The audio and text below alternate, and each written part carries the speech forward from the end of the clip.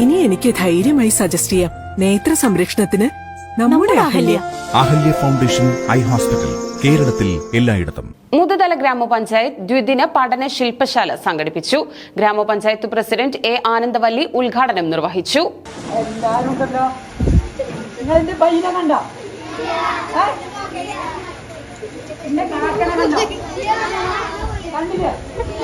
അതെ, ഒരു പൂത്തുണ്ടായിരുന്നു. പൂത്തിനെ കണ്ടത്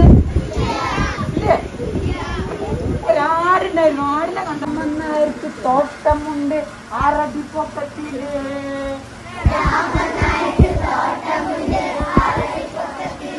അങ്ങനെ പാടിയാൽ തിരിയക്കൂല.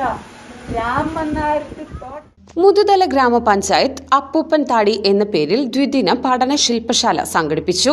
പട്ടമ്പി SNGLP സ്കൂളിൽ വെച്ച് നടന്ന ശില്പശാല മുതുതല ഗ്രാമപഞ്ചായത്ത് പ്രസിഡന്റ് ആനന്ദവല്ലി ഉദ്ഘാടനം ചെയ്തു.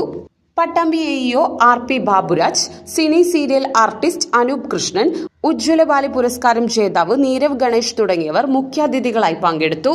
ആബിദ് മംഗലം, ഗംഗാധരൻ കാറൽമണ്ണ, ജോൺസൺ മാത്യു, പ്രശോഭ് K, ഗീത ലക്ഷ്മി, ശ്രീജ MK, ശ്രീലത തുടങ്ങിയവർ പഠന ശില്പശാല നയിച്ചു.